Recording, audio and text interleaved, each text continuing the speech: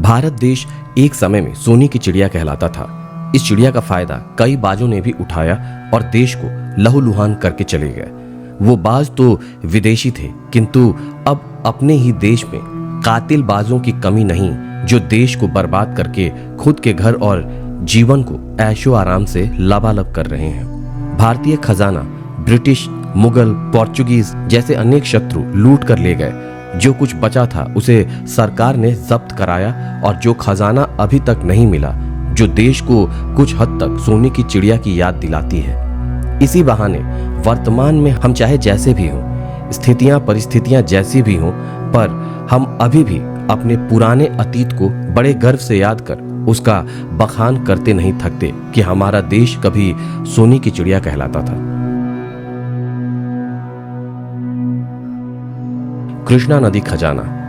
भारत में आंध्र प्रदेश के गोलकुंडा, तमिलनाडु के कोल्लूर, मध्य प्रदेश के पन्ना और बुंदर में हीरे की खानें हैं और ये हीरे विश्व भर में प्रसिद्ध हैं। कोहिनूर भी कृष्णा नदी से ही निकला था, ऐसा कहना है, जिसे अब ब्रिटिश अपनी जायदाद कहता है।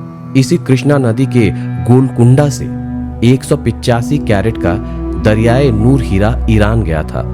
1650 में इस खान से 787 कैरेट का हीरा निकला था, जो कोहिनूर से 6 गुना भारी था और इस मिले हीरे को ग्रेट मुगल का हीरा कहा गया था। 1665 में फ्रांस के जवाहरात के व्यापारी ने इसे अपने समय का सबसे बड़ा रोज कट हीरा बताया था, परंतु ये अभी कहाँ है ये किसी को नहीं पता। ऐसे न जाने कितने ही हीरे गुमनामी में शामिल हो गए हैं। बताया तो ये भी जाता है कि कृष्णा नदी के पट्टे पर काफी अनमोल हीरे आज भी हैं। चार मीनार सुरंग में खजाना।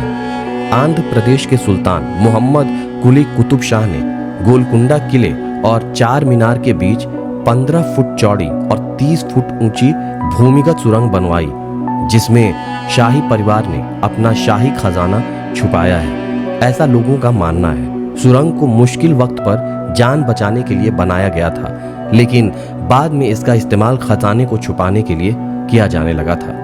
निजाम मीर उस्मान अली ने 1936 में ये खजाना निकालने के लिए नक्शा बनाया था, लेकिन खुदाई नहीं की। जयगढ़ का खजाना। जयपुर के नजदीक बने जयगढ़ किले के खजाने की बड़ी ही रोचक कहानी है। मान सिंह अकबर का सेनापति था। ऐसा कहा जाता है कि करीब 1580 में मान सिंह ने अफगानिस्तान को जीत लिया था। वहां से वो मोहम्मद गजनी के खजाने को लेकर भारत तो आ गया, लेकिन इस बारे में उन्होंने अकबर को नहीं बताया। इस खजाने को उन्होंने जयगढ़ के किले में दफन कर दिया। माना जाता है कि खजाने को किले के अंदर मौजूद अंडरग्राउंड टंकियों में छुपा दिया गया था। इमरजेंसी के दौरान इंदिरा गांधी भी इस खजाने की तलाश में थी और सबसे मजेदार बात है कि खजाना मिलने के पहले ही पाकिस्तान के प्रधानमंत्री ने इसमें हिस्सेदारी मांग ली थी।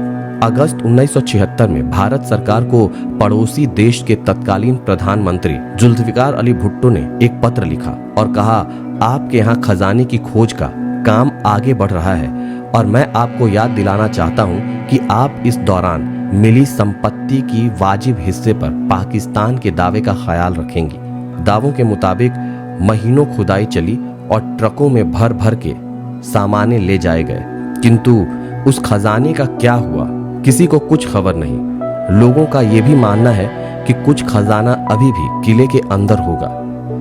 राजगीर का खजाना। बिहार के राजगीर की सोन गुफा में बेशुमार सोना दफन होने की बात वहां के स्थानीय करते हैं। भारतीय पुरातत्व विभाग के मुताबिक ये गुफाएं 3री-4थी शताब्दी की बनी हुई हैं। रथ के पहियों और शंख भाषा में लिखे कुछ अंश मिले हैं, जिसे खजाने की चाबी कहा जाता है। खजाना अजात शत्रु को ना मिल जाए, इसीलिए बिंबिसार ने खजाने को गुफाओं की भूल भुलैया में दबा दिया। बौद्ध और जैन भक्तों ने इस गुफा को ध्यान का केंद्र बाद में बनाया, किंतु अंग्रेजों ने खजाने की चाह में इस गुफा को तोप से उड़ाने की नाकामयाब कोशिशें की, लेकिन खजाना कहाँ है ये अभी भी किसी को नहीं पता।